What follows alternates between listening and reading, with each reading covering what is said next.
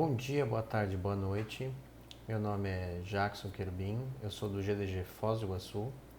Estou aqui com o maior prazer na Tia Linux virtual para falar sobre introdução ao DevSecOps, mais o ASP Proactive Controls. Queria deixar aqui meu grande abraço para a organização e dizer que é um orgulho imenso para mim estar participando da Tia Linux, um evento que conheço faz anos, e muito orgulho de poder dar uma contribuiçãozinha aqui um pouco com vocês, tá certo?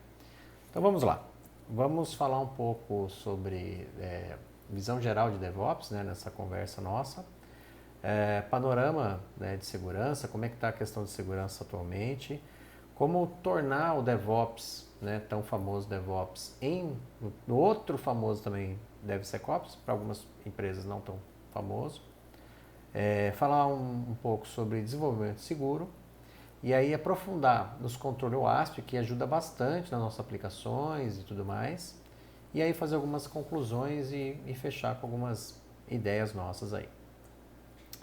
Então, o que é o tal, né, do DevOps? A gente tem aquela cultura, né, do DevOps, vem do Developers, né, o desenvolvimento, e Operations, né, de operações. Então você sempre tem essas duas culturas, né, tendo essa briga entre as culturas. Então tem uma parte que vem com esse tipo, vamos, né, vamos quebrar as coisas e vamos fazer o deploy rápido. E outro é a questão, né, do foco do uptime, né, tipo, minha aplicação está fora, né, eu quero minha aplicação agora e tal. Então você vê que são, né, objetivos conflitantes. Sempre tem uma questão, tem sempre a questão de criar novas funcionalidades, né, que é sempre trazer novas coisas, novas interações, etc. Já o pessoal de operações, né, quer sempre melhorar a disponibilidade, tá? Sempre os famosos noves, né? 5.9, 10.9, enfim, de acordo com o custo que isso acarreta, tentando minimizar esse custo também. E como manter tudo isso seguro, né? Então, para isso, a gente tem uma definição bem legal do NIST aqui, né?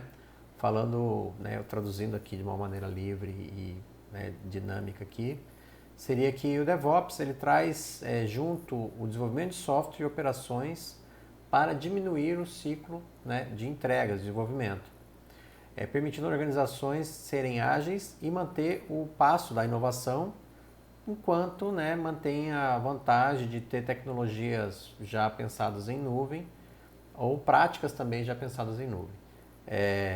Isso aqui é uma coisa que não necessariamente às vezes pode ter cloud native, né? Tipo, tecnologias ou a tua organização já pensando em ser adaptada à nuvem, mas o ambiente DevOps já pensa nessa premissa de ser nuvem, escalável, etc e tal. Óbvio que você pode fazer isso também, né, localmente na sua empresa, caso você não tenha aplicações, né, em nuvem. E aí, né, a gente tem o tal do DevOps, mas como a gente faz isso seguro? E a gente vê, por exemplo, aqui a distribuição da severidade e a quantidade de vulnerabilidades pelo MITRE, né? Então você vê aí que, né, vem crescendo e em 2017 deu um salto, né? Em parte também pela maturidade das empresas em estarem reportando e o mercado também está reportando. Mas você vê que vem uma crescente a partir né, depois desse salto, você tem uma crescente ali e provavelmente esse ano estaremos batendo o recorde do ano passado, que mesmo num ano em pandemia teve mais de 18 mil CVEs registrados no MITRE. E aí, a gente tem uma distribuição, por exemplo, do ano passado, da quantidade de incidentes reportados ao CERT-BR. Então você vê aí que teve praticamente aí por volta de 40 mil, tirando a média ali dos 2 primeiros meses de janeiro e fevereiro, né? Mas você vê também que tem o impacto da pandemia, né? Que os 2 primeiros meses não tiveram tanto impacto da pandemia. Março todo mundo começa a fazer a migração, né? A transformação digital e todo mundo com questões de acesso remoto e tudo mais, e aí você vê que esse patamar aí praticamente se manteve, tudo por volta, acima dos 40 mil incidentes reportados. E a gente imagina o quê, né? Incidentes reportados, né? Ataques, etc e tal, vem da onde? Vem da China, vem da Rússia, né? Não. A maior quantidade de ataque é próprio do Brasil. Então, somar todos os outros ainda não dá os ataques internos que tem no Brasil. E aí você tem, por exemplo, Estados Unidos como segundo fonte de ataques, né? E aí, óbvio, a China, no caso, como terceiro fonte de ataques. E aí, a gente pensa, tá, mas falar Brasil, Estados Unidos, China e os outros países estão ali, Holanda e tudo mais, da onde que vem mais esses ataques? Então a gente tem, por exemplo, esse AS aqui, um Autonomous System, um sistema autônomo, uma rede autônoma de uma empresa específica, que é responsável praticamente 16% dos ataques no Brasil no ano passado, né? E esse AS, eu fui dar uma pesquisada para ver quem que era, nada mais nada menos do que DigitalOcean. Então é um problema, que envolve todo mundo, né? Hoje a gente temos um problema global que envolve tudo isso aí.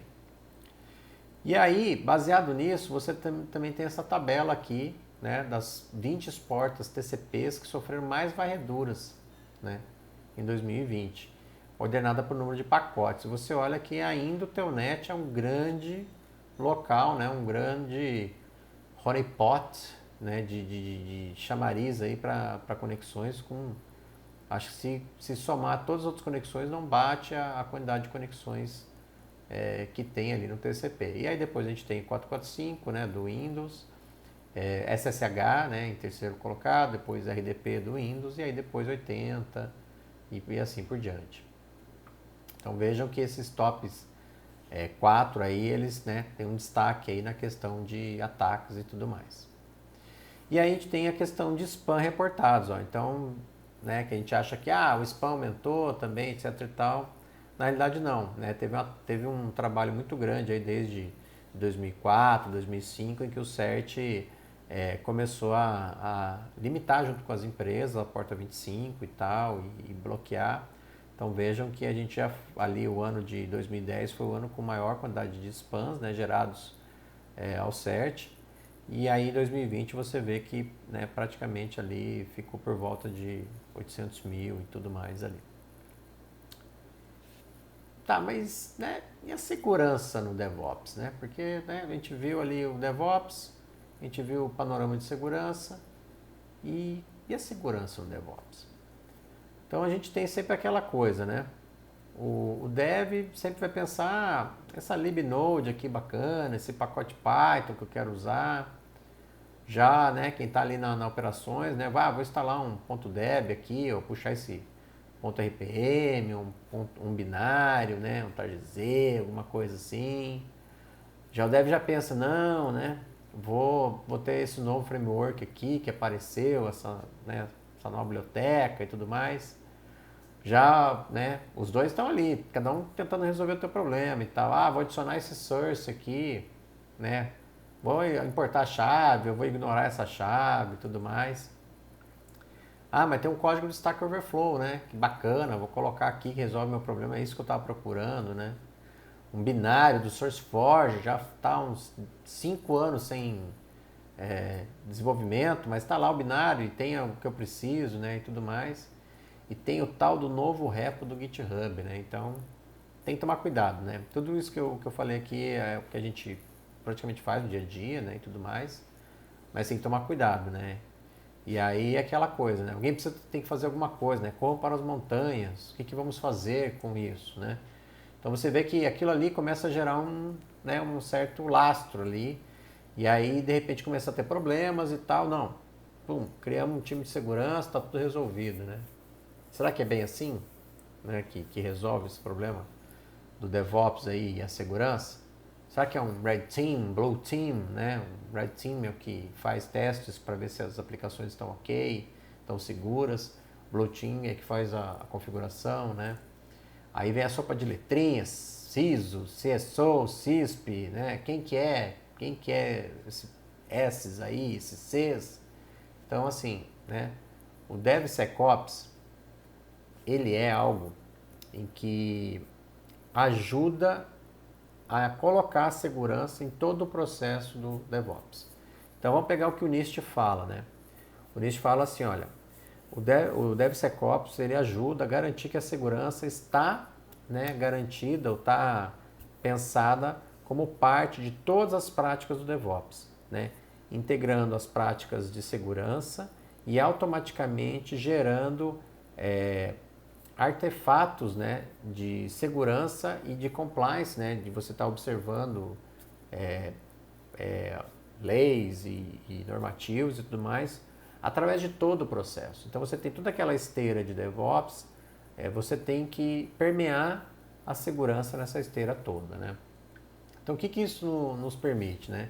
A redução de vulnerabilidades, então código malicioso e outros aspectos de segurança no software, né? Então, como eu estou fazendo avaliações, como eu estou fazendo testes, antes de ir para a produção eu consigo reduzir essas vulnerabilidades de chegar em produção. Mitigar o impacto, né, então, de eventuais explorações e vulnerabilidades através do ciclo de vida de desenvolvimento. E esse ciclo de vida de desenvolvimento, quanto mais a segurança tiver no projeto, quanto mais próximo da questão de pensar o sistema em si, mais seguro vai ser o software. Identificação de causa raiz. Então, a causa raiz das vulnerabilidades é algo que ajuda o desenvolvedor ou a desenvolvedora a entender o que está acontecendo e qual foi o bug para poder, né, resolver. E reduzir o atrito, né, entre os times de desenvolvimento, operação e segurança, porque, como eu disse, além daquele atrito de você desenvolver coisas a mais, né, e outro atrito da equipe querer deixar sempre os sistemas funcionando e não querer mexer, então um quer mexer sempre para sempre trazer novas coisas. Outra equipe não quer mexer porque sempre quer manter algo no ar, e mantendo o que está funcionando não se mexe, né, aquela coisa. E aí você tem um terceiro ali no meio, né, que está falando, olha, isso aqui está inseguro, ó, isso aqui tem que desenvolver melhor e tal. Então, assim, como que a gente faz isso, né? A gente tem que tentar fazer isso de uma forma que reduz esse atrito. E aí a gente chega na questão do desenvolvimento seguro. Então, o que temos para falar, né, sobre desenvolvimento seguro? Então, desenvolvimento seguro, ele começa você pensar no ciclo de vida do desenvolvimento. Então, você tem que ter um modelo de maturidade e garantia de software, né, que a própria o pessoal da OASP, né, fez. Já vou falar um pouquinho mais sobre a OASP. O ciclo de vida de desenvolvimento seguro tem que ser efetivo e mensurável, tem que ser agnóstico a tecnologias e pessoas, né? Então não pode ficar dependendo da tecnologia e determinadas pessoas, tem que ser um processo todo e tem que ser passivo de evolução e focado nos riscos, né? Então você tem que estar sempre pensando quais são os riscos, né, da minha empresa, do meu software e tudo mais, e como você vai evoluindo e diminuindo o risco, né, e melhorando os controles em relação a isso. Então a gente tem, todo nesse ciclo de vida você tem essas principais áreas, né, governança, projeto, implementação, verificação e operação. Então na parte de governança você vai ter que ter estratégia e métricas para poder acompanhar, verificar políticas, compliance, né, quais normativos meu software, né, ou minha empresa está observando, ter educação e capacitação, então, né, o pessoal tem que saber para poder aprender e fazer da maneira correta. Na parte de projeto tem que fazer análise de ameaças, tem que fazer requisitos de seguranças, né, então ter arquitetura segura, pensar nos componentes, o que vai usar, né, quem vai depender de quem, aí o negócio é bem atualizado, está bem seguro, né, qual que é o histórico. Na parte de implementação, fazer um build seguro, aí tem toda uma questão de como você garantir que o software compilado é o software que está em execução, enfim, para o deploy seguro para esse software chegar lá em produção, né, gerenciamento de defeitos, então olha, qual é o tipo desse defeito, tem que envolver, que vai basear na questão da verificação, né, que vai ter avaliação da arquitetura, testes baseados em requisitos e testes seguros, né? Verificar a segurança com teste, com scan de vulnerabilidades e tudo mais. E aí na parte de operação você vai ter que ter o gerenciamento de incidentes, gerenciamento do ambiente, né? Então garantir que o ambiente está também sempre funcionando, né? Que acaba sendo o gerenciamento operacional. E aí nisso você tem essa visão das funções de negócio, né? Então que são essa parte de cima, são os ciclos, né? Os 5 círculos maiores ali, né, as funções de negócio, e aí os respectivos controles que vão estar envolvidos nessas funções de negócio. Quem que diz tudo isso? Né? A tal da OASP. Quem que é a tal da OASP? Né? A OASP né, que é um acrônimo para Open Web Application Security Project, né, um projeto para uma internet, uma aplicação de internet aberta, segura, né.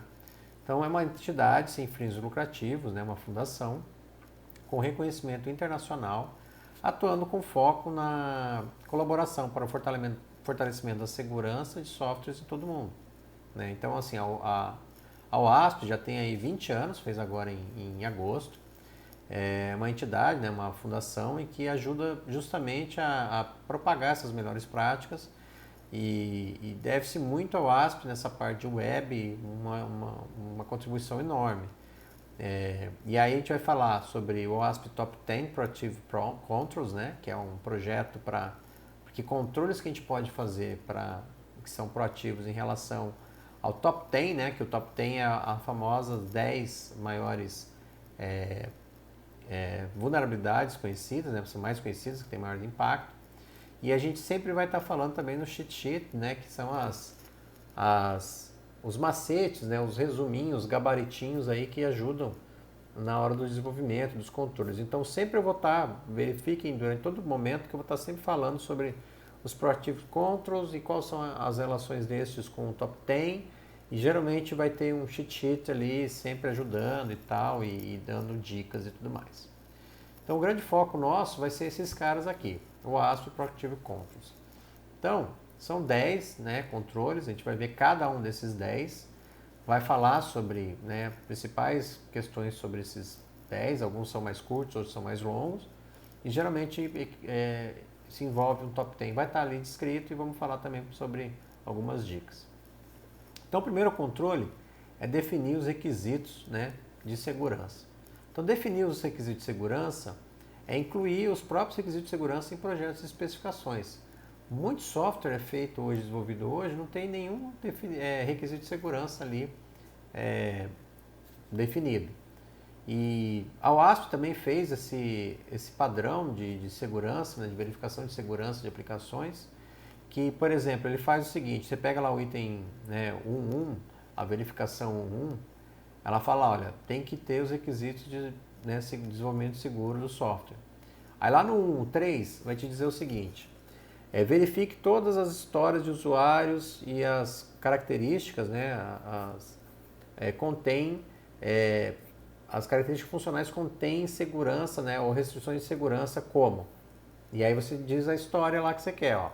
Como usuário, eu consigo ver e editar o meu perfil, né? Eu não consigo ver ou editar o perfil de outro usuário. Então, pensar dessa maneira faz com que na hora que você for codificar aquelas suas funções, e aqui no caso do exemplo, em relação ao perfil, ver e editar o seu perfil, você já leva para o teu software o pensamento que, olha, a pessoa vai conseguir só ver e editar o perfil dela baseado em tal condição.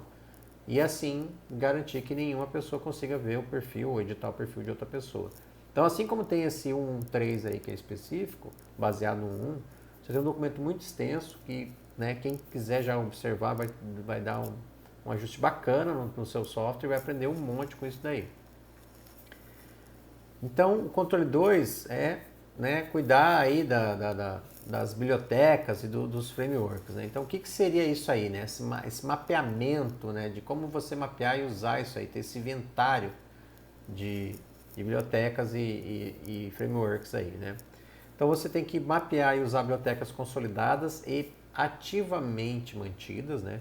Não adianta nada pegar uma biblioteca lá de 2004 que não tem mais ninguém. Pode ser uma ótima biblioteca, mas tem que ser ativamente mantida para poder reportar bugs, reportar vulnerabilidades e serem corrigidas, porque senão o teu software vai sofrer com aquilo ali.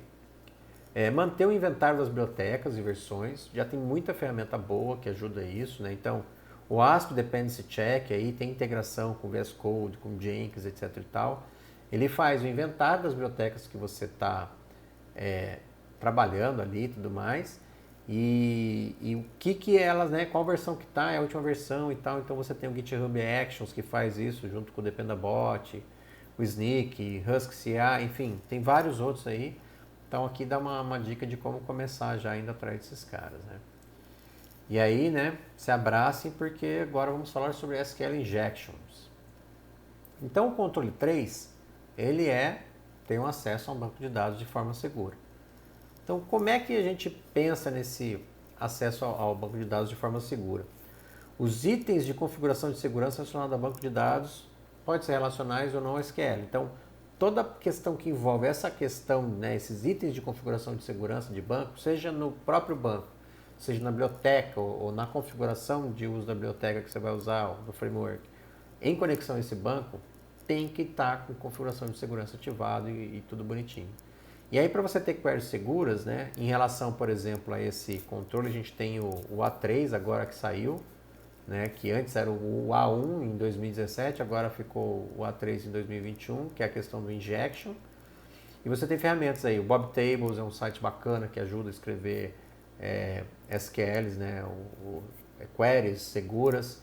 Você tem Testing for SQL Injection, tem o SQL Injection Prevention Cheat Sheet. Então, esse aqui tem muita coisa, tem muito material hoje, então é possível você aprender bastante para fazer um código ali SQL legal, bacana e seguro. E aí tem aquela questão, né? E como que a gente consegue fazer um XSS, né? Prevenir um XSS? Então tem o controle 4, né? Que fala sobre como codificar, né? E escapar dados, né? Então como que é esse escapar dados? É garantir que toda a entrada, né? Toda a entrada do teu software, então tudo que o usuário consegue entrar, porque é óbvio, a gente faz sistemas para as pessoas usarem, para as pessoas inserirem informações ou informações serem captadas e as pessoas conseguirem trabalhar, aproveitar, enfim, gerar alguma informação, algum valor com essa informação, né? Ou uma informação secundária ou enfim, conhecimento. E aí você tem que aproveitar. Então você não pode garantir que tudo que vem dentro do usuário vem algo que foi aquilo que você previu. O usuário pode tentar colocar caracteres malucos, pode tentar colocar caracteres muito maiores, estourar a tua entrada, enfim. Então, toda vez que você tiver input do usuário, você tem que tratar essa entrada com ferramentas disponíveis na linguagem. Todas as linguagens hoje têm ferramentas disponíveis para isso. Escapar caracteres especiais para não quebrar a entrada, então tem que tomar cuidado com isso, né? Bad chars, inclusive quem vai atacar testa esses bad chars para ver se a aplicação filtra ou não. Mesmo top 10 ali relacionado a 3, né, o injection. Então assim, e lembre-se, não é só usuário, pessoa que está escrevendo ali na tua entrada, pode ser uma API, pode ser uma integração, pode ser uma resposta automática, etc e tal. Ferramentas que ajudam nisso. A gente tem o ASP Java Encoder Project, o PHP Laminas Escaper, né, que nas versões antigas era o Zendscaper. Você tem o próprio .NET ali, ó, anti-XSS encoder, justamente para tentar evitar isso aí. Esse controle 4 provavelmente vai ter atualização nos Proactive Controls, né? Mas o controle 4 está bem relacionado com o próximo controle, que é o controle 5, que é validar todas as entradas. Então você vê que um fala para escapar, né? Codificar e escapar os dados e aí validar esses dados.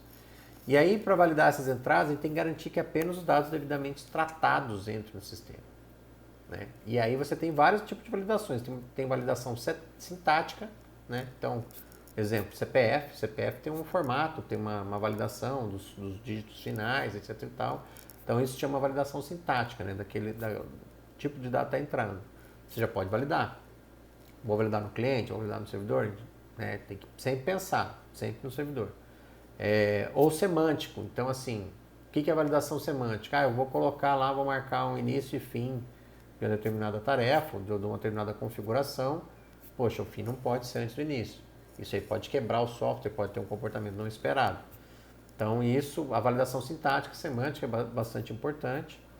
Ter uma lista de liberação e uma lista de negação, né? Então, se você tem um certo tipo de coisas, né, de tipo de entradas, etc e tal, você ter uma lista do que pode, o que não pode. O ideal sempre é liberar o tipo de dado ou de informação que possa entrar e negar todo o outro, né? Então não ter, não permitir outro tipo de entradas. Fazer essa validação sempre no servidor. Óbvio que a gente coloca ali, nunca no cliente. Esse nunca no cliente quer dizer o quê? Quer dizer que você não vai validar lá no browser da pessoa que está acessando o teu site ou do teu sistema. Você vai validar no servidor. Mas você pode fazer uma validação prévia ali, mais visual, para ter uma resposta, né? E a interface com o usuário, né? Ser mais amigável. Porque imagina se a pessoa está escrevendo por exemplo, no caso de password, né? De senha. Vai lá colocar senha, e aí você manda a senha para o servidor e aí ele fala, não, essa senha tá ruim, troca, né? Uma senha mais forte. Então, óbvio que você vai fazer ali um feedback visual para a pessoa poder bater a senha e já saber, não, essa senha já está válida e ela já vai válida. Mas quem vai validar realmente a senha é lá. No cliente vai estar só para você ter uma interação e um entendimento melhor. Você pode fazer isso via expressões regulares, né? Mas expressões regulares é algo complexo. Tome cuidado. Adoro expressões regulares, mas tem que saber fazer, né? Tipo praticamente uma katana bem afiada, né? Se você não souber manusear aquilo ali, você pode acabar, né, se ferrando. E lembrar que alguns tipos de dados são perigosos, né, pela sua própria existência, tipo e-mail ou URL. Se for lá na RFC do e-mail, da URL, você vai ver que tem algumas situações ali que pode ser abusado. Então, a própria RFC previu aquilo ali, na época, óbvio, não pensando em nada questão de segurança, mas que tem impacto. Na parte de dados e objetos, né, tomar muito cuidado com dados e objetos serializados, porque tem que pensar como que é aquele framework, ou aquela linguagem, ou aquele servidor de aplicação refaz o objeto. Isso tem um problema bastante, tem que tomar muito cuidado. Pensar na sanitização de HTML, né, então também tomar cuidado com isso. E a validação de entrada não pode ser, né, usado como método primário para prevenção de CSS e SQL injection. Ele tem que ser junto. Tem que ser a validação de entrada, tem que ser escapar dados, tem que ser SQL seguros. Então, assim, todos esses que eu falei aqui, eles têm correlação entre si e tem que estar tudo junto. E aí ferramentas que ajudam, né? Você tem o ASP, Java, HTML Sanitizer, tem o BIM, o Hibernate Validator ali, tem o filtro para serialização de dados, né? Filtro de PHP, então, né, olhem com calma e né, de acordo com a linguagem que você desenvolver de maneira segura. Controle 6, como que a gente implementa identidade digital, né? Então, o controle 6 ele é bem legal porque ele se baseia no padrão do NIST, né? Então, é o padrão do NIST, que é o 800-63B, ele tem 3 níveis de autenticação, a gente vai falar cada um deles. E para a gente identificar o que é uma pessoa, né? Uma identidade digital, pode ser uma pessoa ou dispositivo. E assim, começa sempre com o nível 1. Então, o nível 1 é o quê? Senhas. Então, a única coisa que identifica a pessoa e garante que a pessoa é a pessoa mesma, né? Ou aquele dispositivo é aquele dispositivo mesmo. No caso, são senhas, geralmente pessoas. Mínimo sempre de 8 caracteres, caso tenha, né, multifator de autenticação ou 2 fatores de autenticação. A gente vai falar um pouco, explicar os fatores de autenticação. Se não tiver, tem que ser no mínimo 10 caracteres. Eu já partiria de 12, 14 para cima, né, para garantir aí. Pensar sempre em caracteres ASCII printáveis, né, incluindo espaço em branco. Então, esses devem ser aceitos. Tudo que for printável, né, óbvio que 00, 0A, 0D não vai ser, mas todos os outros, alfabeto, pontuação, tudo mais, incluído espaço em branco, tem que ser aceito. Isso ajuda muito, né? Encorajar o uso de senhas longas, né? Ou palavras passe, né? Ou passphrases, 40, 80, vai depender do modelo de ameaça, qual que é o objetivo do dado, a gente vai falar um pouco mais ali na frente. O ideal é validar com dicionário de senhas, tá? Isso aqui é uma coisa que hoje é possível, dá para validar as 1000, as top 10.000 senhas mais comuns e não deixar a pessoa usar essas senhas mais comuns. Por quê? Porque quem tem essas 1000, 10.000 senhas mais comuns vai tentar isso como primeira para tentar quebrar. É muito mais rápido eu testar 10.000, 1000 top senhas e já, sei lá, pegar 3, 4 usuários que façam isso do que eu tentar quebrar um brute force aleatório. E pra gente que está defendendo, vale muito mais a pena fazer um testezinho com essa basezinha ali, que é rápido, valida e evita esse problema aí. Já tem bases de senhas aí de 6 gigas. Então é muita senha para testar, então a gente tem que pelo menos pegar essas mais comuns aí para evitar e sempre aumentar um pouco o custo do ataque. Implementar um mecanismo seguro de recuperação de senha, isso aqui é um negócio complicadíssimo. Altas vezes por e-mail a gente recebe a e-mail ou a tua senha em texto plano, quando você pede para recuperar a senha. Então fazer aquele mecanismo seguro, primeiro, né, registrar, manda um e-mail, ativa, o cara garante que aquele e-mail é um e-mail válido. Ativou, ok, foi lá, registrei e tal, beleza. Ah, esqueci minha senha, todo mundo esquece senha. Né? Às vezes você pode perder, sei lá, alguma coisa. Aí o que você vai fazer? Você vai lá, vai requisitar a nova senha, ele vai lá e vai te gerar um link novo, não vai te mandar uma senha. Então assim, sempre tem, e tem ajuda da WASP para fazer isso. E óbvio, né, armazenar essas senhas de uma maneira segura, né? E aí a gente vai ter ali específico o WASP Password Storage Cheat Sheet ali para ver. No nível 2, né, lá segundo o NIST, ele é requisito. Você não pode ter dados pessoais sem ter o nível 2 implementado na tua identidade digital. E esse nível 2 é o nível que envolve multifator de autenticação. Então, ele é obrigatório. Vai ter dado pessoal? Tem que ter multifator de autenticação. E aí esse multifator pode ser um segundo fator. O segundo fator pode ser o quê? Pode ser algo que você sabe, né? Então você tem lá sempre a senha, o PIN. Algo que você detém, então um token, um telefone, um TOTP, um 2F, né?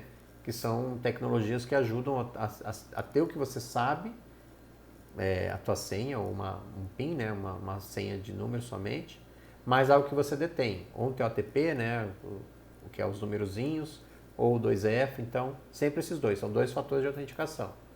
Algo que você sabe é algo que você detém. E pode ser também algo que você é, biometria, né? Só que lembrando que biometria não pode ser um único fator de autenticação. Por quê? Biometria é bacana, facilita muito a questão de segurança, mas a gente tem que lembrar que a biometria é uma senha, né? É uma identificação de você. Não é o que você sabe, não é o que você detém. É somente o que você é. E isso você não muda, isso você não altera, você é quem você é e acabou, né? Então, muito cuidado assim na implementação de biometria, tem que ser só complementar aqueles outros dois itens ali. E tendo os três, a gente fica num negócio bacana e indo para o terceiro nível, né? Que é a autenticação baseada em criptografia. E aí, esse é um requisito para que contenham dados que possam afetar pessoas. Então, assim, sei lá, a pessoa pode, sei lá, ter coisa de saúde, pode ter um problema que possa, sei lá, matar uma pessoa, sei lá, descarregar um trem, alguma coisa. Tem a questão de materialidade, então envolve muito dinheiro, tem interesse público, né, algo da sociedade, alguma coisa tensa da sociedade. E, óbvio, violações, né, cíveis e criminais que, né, tem que tomar cuidado. Então, esse tipo de dados aí tem que ter autenticação baseada em criptografia. E aí, aquele segundo fator que eu falei, o 2F e tal, é necessário. Então, assim, do outro lado lá, ele é opcional, você pode ter o TLTP e tal, que seja por número. Aqui é necessário um hardware criptográfico que faça essa autenticação a mais. Então, vejam que a gente tem 3 níveis aí de implementação de segurança de acordo com a identidade digital da gente. Então, gerenciamento de sessões, né? Pensar que a gente tem que garantir que o ID da sessão é grande, né? Único e randômico, né? Não pode ser possível de ser inferido. Verificar que a aplicação tem que sempre gerar uma nova sessão a cada autenticação e reautenticação. E aí envolve o de baixo, que assim, a aplicação deve implementar um timeout por período de inatividade e um tempo de vida máximo definido para cada sessão.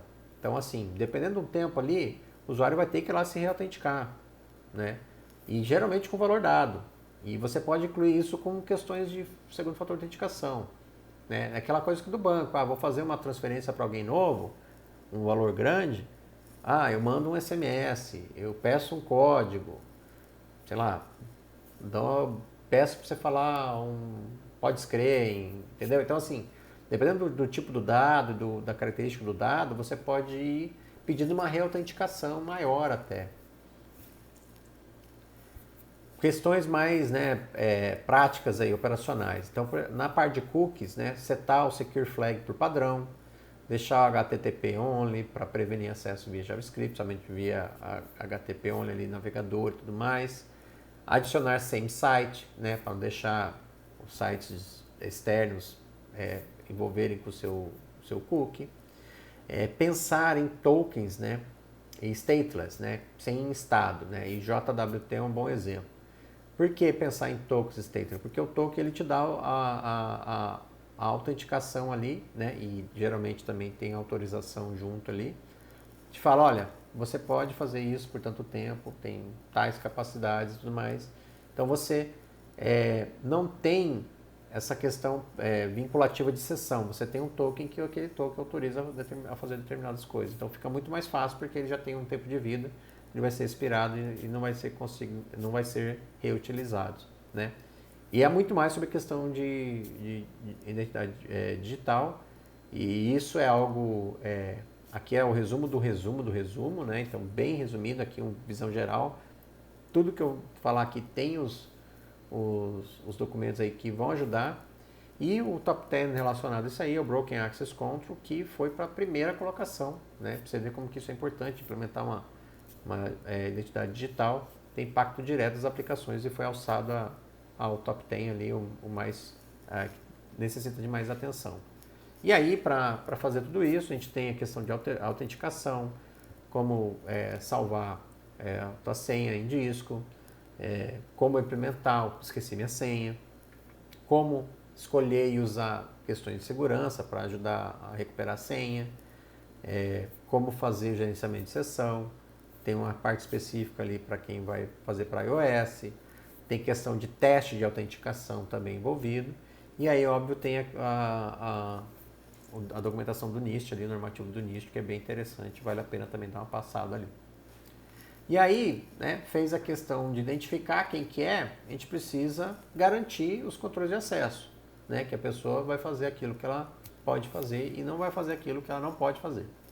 Então, o controle 7, ele tem essa característica, né, o controle de acesso das aplicações, escolher o tipo, né, de modelo de autorização e de controle de acesso antes da implementação, porque senão você pode fazer uma salada e pode ter um problema.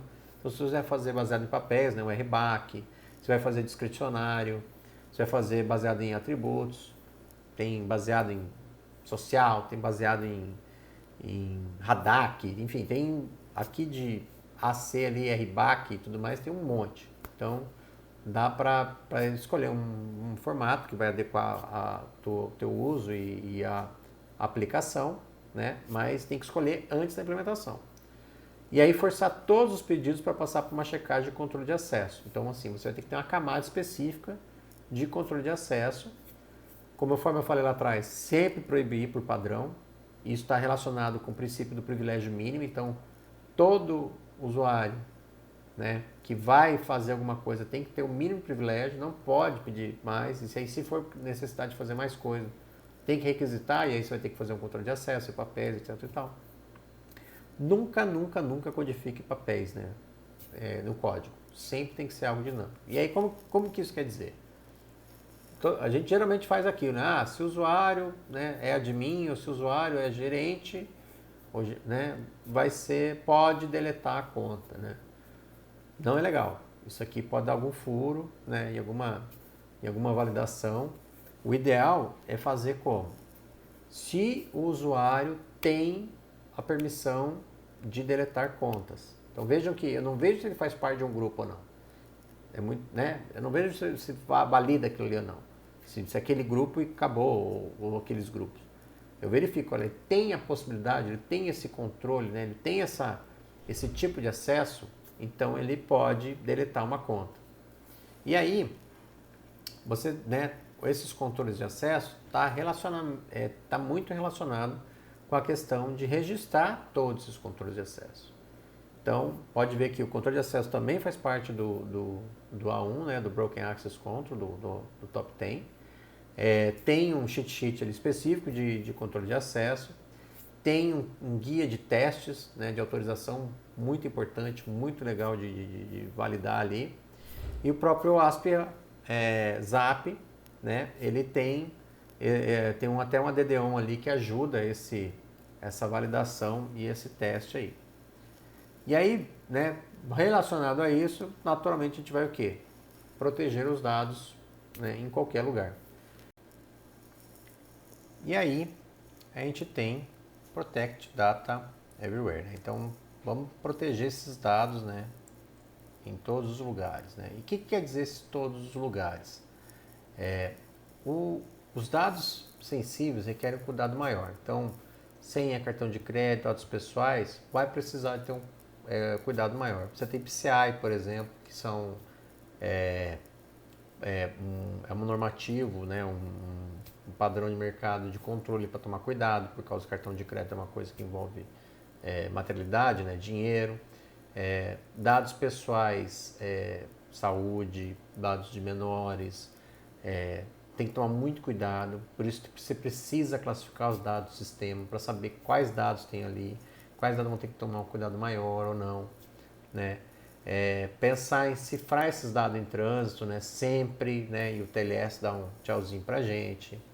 Em disco, né? Então toda a sessão ou o storage que for ficar esses dados tem que estar cifrado, né? Quanto mais pessoal, porque alguém pode pegar do disco, né? Quando atacar.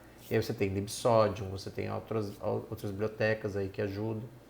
E tanto que é tão importante essa questão de você proteger os dados onde estiver, seja em trânsito ou seja repousando no disco, que você tem o item 2, né, o Cryptograph Failures aí, que é o item 2 do ASP Top 10, né? E tem muito cheat sheet que ajuda nisso, né? Você tem esse do TLS, você tem o próprio livro do Ivan Ristick sobre SSL e TLS, você tem HSTS hoje que ajuda bastante. E óbvio, como salvar esses caras, né? Storage, né, de forma criptográfica e como salvar também a senha.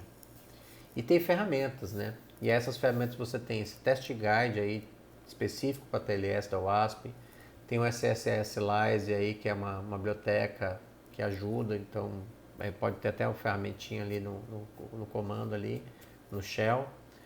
O SSL Labs, então, que ele verifica para você se o site está configurado, está nas melhores práticas. Você tem essa outra ferramenta da OASP, é o Ceft TLS, não mexi com essa específica, mas parece bem bacana. E aí você tem as outras ferramentas mais interessantes na questão do desenvolvimento, né? Esse GitRob e esse TruffleHog aí, ambos fazem o quê? Eles verificam o teu repositório para ver se não tem nenhuma informação ali, alguma senha, alguma chave de API que não devia estar ali, né? E está pública ali para todo mundo. E para fazer isso, para gerenciar essa senha, essa chave de API, etc., você tem esse KeyWiz aí, KeyWiz e o HashiCorp Vault aí bem famoso. Então, bastante ferramentas aí, bastante coisa para ler, mas assim, lembre sempre para salvar o dado e para transportar esse dado, principalmente dados sensíveis, tem que estar sempre cifrado e seguro. E aí a gente tem o quê? O atacante, né, não pode deletar log se a gente não loga, né, tudo, né, ou se a gente não loga nada. Então, se você não loga nada, como é que, né, o atacante pode deletar logs? Porque a primeira coisa que o atacante faz depois de comprometer uma máquina é tentar apagar o log que ele teve ali. E para isso a gente vai falar sobre o controle 9, né, para implementar segurança, né, esse registro, né, seguro, né, dos logs e o monitoramento. E vocês vão ver que estão bem relacionados um com o outro. Então, o controle 9 vai falar o quê? Que logar é algo que todo mundo usa para debugar e diagnosticar uma aplicação. Então, né, quem vai lá e coloca print, passei aqui, print, fiz tal coisa, print, recebi não sei o que de tal coisa. Então, a gente usa geralmente para debugar isso, né? E óbvio também para fazer a depuração, às vezes até de performance. O log seguro é registrar informações de segurança durante a execução da aplicação, né? Então, além de eu ter esses logs de performance, ou de saber como é que minha aplicação está se comportando bem ou não, eu vou ter também os eventos de segurança da aplicação sendo logados, né? E aí a gente lembra, né, que monitoramento é verificar em tempo real os logs de saúde da aplicação. Essas mesmas ferramentas, então assim, todas as ferramentas que servem para fazer esse log de saúde de aplicação, você pode usar com o propósito de proteger a aplicação. Então, operar debugar ou proteger, tu pode usar todas essas ferramentas para independentemente, né? Transitando entre elas. E aí, para isso é óbvio, é preciso usar um padrão comum de log entre os sistemas, né? Então você vai ter o Apache Log Service como exemplo de padrão legal. Tem um equilíbrio, né? Logar sempre timestamp, IP, user ID, dependendo o que o user tentou realizar, etc e tal. Mas nunca logar dados sensíveis, né? Dados confidenciais, tipo, eu não vou logar lá a senha que a pessoa escolheu, né? Não vou logar informação lá de saúde da pessoa no meu log, não. Eu logo às vezes o que ela tentou fazer, ela trocou a senha, mas eu não falo que ela, né, qual senha que ela trocou. Uma coisa bem legal de se implementar é pensar em logar o comportamento dos dados de entrada, né? Aquilo que a gente comentou. Por exemplo, se os dados foram submetidos fora de um intervalo esperado, eu logo que, olha, dados vieram fora do intervalo que eu esperei. Né? Então lá atrás, quando a gente falou sobre a questão semântica, né, de olha, a data final não pode ser antes da data inicial, pode ser que eu faça aquele controle do usuário e nem consiga enviar isso dessa maneira para o meu servidor, mas o servidor vai validar, né? Lembra que a gente falou, sempre a validação no servidor. E aí quando ele valida, ele fala, né, em tese o cliente não ia passar isso, mas eu recebi aqui uma data fim antes da data início. E aí eu falo, olha, é um comportamento inesperado, estou salvando. Por quê? Porque isso pode, óbvio, te identificar, geralmente é um bug de alguma coisa, ok, mas pode ser um ataque, está ocorrendo. E aí você já consegue identificar o quanto antes esse ataque. Verificar dados submetidos que não deveriam serem alterados, né? Então, assim, caso você tem lá, por exemplo, na tua aplicação um checkbox, ticar sim ou não aquilo ali. Mas de repente chega um texto, né, aleatório, que era um checkbox. Isso é uma informação interessante de se logar para poder identificar um eventual ataque. Pedidos que violam regras de controle de acesso, né, famoso sudo, né, e aí a pessoa não bate a senha, esse incidente será reportado, né, e aí a gente lembra lá do Papai Noel. Então, assim, lembrar disso, isso aqui é uma coisa interessante, olha, a pessoa tentou alterar o perfil de alguém. Espera aí, então, por que ela está tentando alterar o perfil de alguém? Você coloca lá no log e aí vai identificar para algum controle ou para alguém verificar aquilo, né? E tem lista abrangente aí, depois ali nos cheat sheets vocês vão ver bastante. Tratar e validar quaisquer caracteres antes de logar, né? Para a gente não haver ataque de log injection e log forging, né? Então, assim, tem atacante que faz isso, fica testando e tal. Se ele identificar, às vezes, o tipo de aplicação, ele sabe quais tipos de logs pode ter no log injection. E pode ter uma vulnerabilidade na biblioteca de log. Então, ele manda um negócio que ele sabe que vai ser logado e aí ali ele pode ou não. Então, lembrar disso, né? Como eu comentei, não logar senha, né, nem logar ID de extensão, nem CPF, etc. Proteger os logs, né? Então a parte de infraestrutura, então não ter o log somente local na máquina, esse log você ir para um CIEM, ir para um outro servidor, geralmente de forma de TLS para ir seguro lá para outro servidor, enfim, tem uma série de controles aí. Então ali tem bastante informações no log injection ali do ASP, log forging, como implementar log de maneira própria, né, eficiente ali na tua aplicação. Questão de rever códigos e log e tudo mais, e aí tem as próprias ferramentas da OASP e do Apache, né? E aí, tudo que a gente estava comentando aqui na questão de injection em log, o pessoal da DevSecCon aí fez essa figurinha, né? Em que você tem ali, né? Minha aplicação tá legal e tal, erro, né? O que eu faço? Às vezes tem um SQL ali.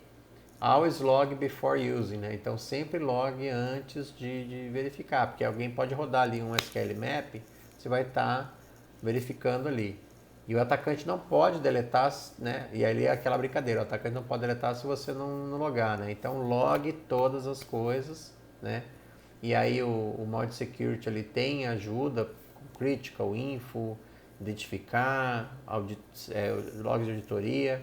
Ali já indica um CIEM, né? Uma ideia de CIEM com a pilha LK e tal.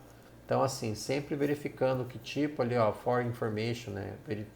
Monitorar, né? Um warning ali e de repente, né? Um oh my god, De repente você pode até colocar essas gradações na tua aplicação para saber, olha, se tal coisa aconteceu, isso aqui é grave e eu preciso registrar no meu log porque alguém vai ter que ser acionado. E por fim, né, dos nossos controles proativos da WASP, a gente tem a parte de gerenciar, né, como manejar todos os erros e exceções. Então, assim, o que é esse gerenciamento de erros e exceções? Então, tem que tomar cuidado. Às vezes, geralmente, às vezes isso aqui tem impacto e pode ser abusado, por exemplo, no próprio aplicações nativas, né, e não às vezes aplicações web, mas isso se aplica para qualquer aplicação desenvolvida. Né? Então, toma muito cuidado no manejo de exceções. Pode ocorrer vazamento de informações, DOS, né? Tem aí até para quem tiver uma curiosidade de ver lá o Apple Go to Fail lá, bug, né? Então assim, por que acontece?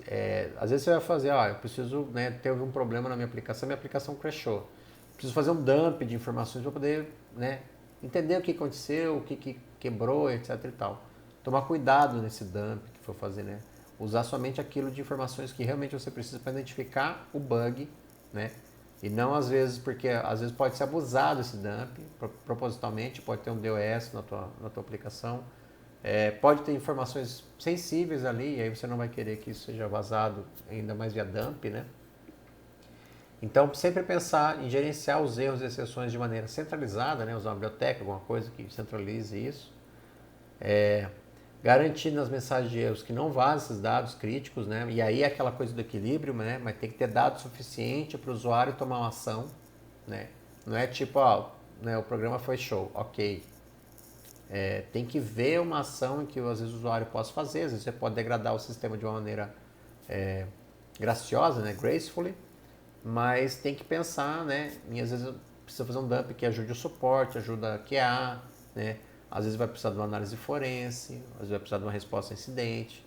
E todos esses públicos distintos precisam entender o problema. Então o ideal é envolver todo mundo e ajustar ali quais dados vão ser logados e quais dados vão ser tratados e quando vai ser dump e que vai ser, quais dados vão ser. Então, colocar todo mundo junto e todo mundo discutindo vai ter o mínimo necessário para ser logado, sem ter problema de privacidade e tudo mais, segurança, e todo mundo feliz e todo mundo podendo fazer o seu trabalho. E óbvio, teste, né? Teste. Quanto mais testado, melhor vai ser o código e com todas essas ferramentas aqui, mais seguro vai ser.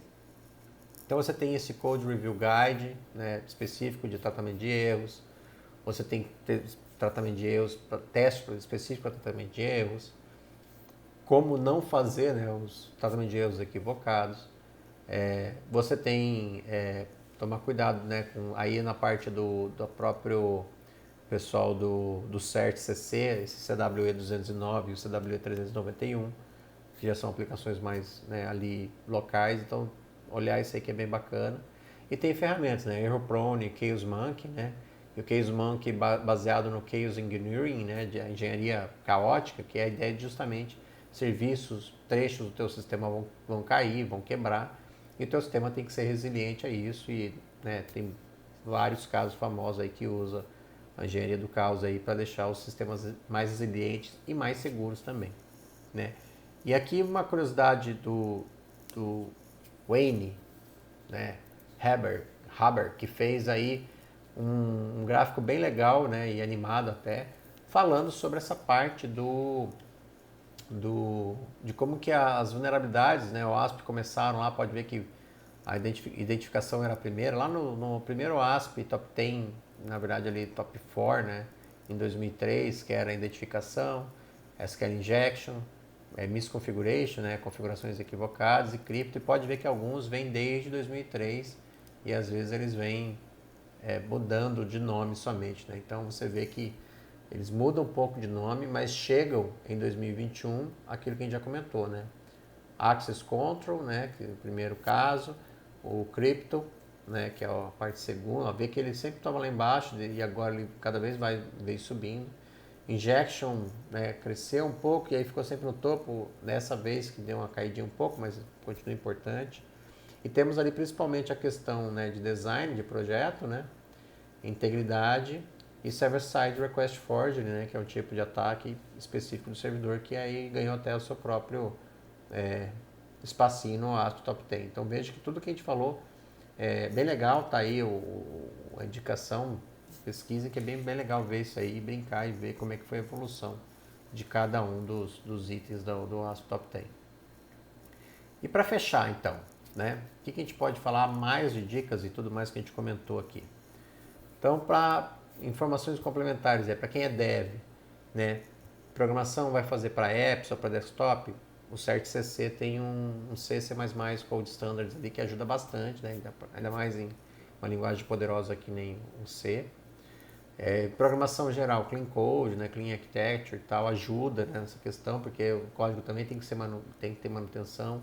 Então, quanto mais fácil o código recebe manutenção, mais fácil alguém pode tratar bugs, né? Então é uma coisa que acaba ajudando nessa questão de segurança, né? Caso você não é uma pessoa matemática, né, ou matemático, não crie sua criptografia, né? Use as bibliotecas que tem aí disponíveis e tudo mais. Quem é de operações, você tem, já comentei, o Qualys SSR Labs, tem o Hardenize.com, você tem o MitraTac, que ajuda a entender qual foi a forma com que foi feito um ataque, o que você pode fazer com esse ataque e tal. E é algo que envolve praticamente tudo e mais um pouco é os controles da CIS, que é bem bacana, né? Tem muitos controles legais lá que ajudam a minimizar bastante problemas de segurança, inventário de hardware, inventário de software, treinamento, enfim, tudo lá no CIS Controls tem bastante e tem bem bastante coisa operacional. Você pode catar o CIS Controls hoje e sair implementando na sua empresa, que vai ter bastante coisa ali bacana, né? Lembre-se, né? A segurança é a responsabilidade de todas as pessoas, né? Seja como uma área de negócio, seja como uma empresa, seja como uma comunidade. Então, todo mundo está responsável, né? E não existe mais essa fronteira de rede interna, né? Não existe mais. Ainda mais com essa pandemia, a gente viu que isso aí foi praticamente pulverizado. Não existe mais essa ideia de back-end seguro, né? Então, trate, né? O back-end trata o front-end como algo hostil e vice-versa, porque você vai ter validações, vai ter autorizações, vai garantir isso, né? Automatizar tudo. Então aqui a gente comentou bastante ferramentas aí, tem muitas ferramentas que automatizam muita coisa, senão a gente não dá conta, tem que automatizar. E para automatizar tudo a gente precisa de testes. Então teste, teste, teste, teste e mais teste para conseguir automatizar. Então os testes de automatização são a base para a gente conseguir dar conta e melhorar a segurança. E óbvio, para se preparar para o incidente, lembre-se sempre, né? Aumentar o registro de eventos, de processos do sistema operacional, registrar os comandos em shell do seu sistema operacional, né? Os comandos que foram executados no sistema operacional, e aumentar o tempo de log, né? Então, espaço em disco, né, é barato, use, salve bastante log na questão do sistema operacional, ajuste bem as aplicações para terem logs suficientes e logs que tragam informações, né? Tem bastante casos, né, aí materiais que ajudam a fazer esse exercício, mas faça o exercício, olha, aconteceu tal coisa na minha aplicação, no meu sistema, faça um retorno, assim, como é que eu identifico que tal coisa, onde que eu veria log disso, log de acesso, veja isso, faça isso, que vai ajudar bastante para melhorar a segurança como um todo. Porque no final das contas a gente está assim, né? O pessoal de segurança, né, tá tapando os buraquinhos ali e pode vir um tsunami, né? Ransomwares aí que estão atacando, né, muita gente e APTs, enfim. Aí daria toda uma outra palestra nesse assunto. Então fica aí essa figurinha para dar um alerta para todo mundo aí tomar cuidado com esse tsunami. Então tá aí, quem quiser tem aí o GitHubzinho aí para trocar ideia. Mais uma vez um abraço pessoal da T-Linux e todo mundo. Muito legal estar aqui, podendo compartilhar. E obrigado pelo tempo de vocês, a atenção de vocês. Espero ter contribuído um pouco aí para o aprendizado de quem estiver vendo o vídeo. Um grande abraço e até a próxima.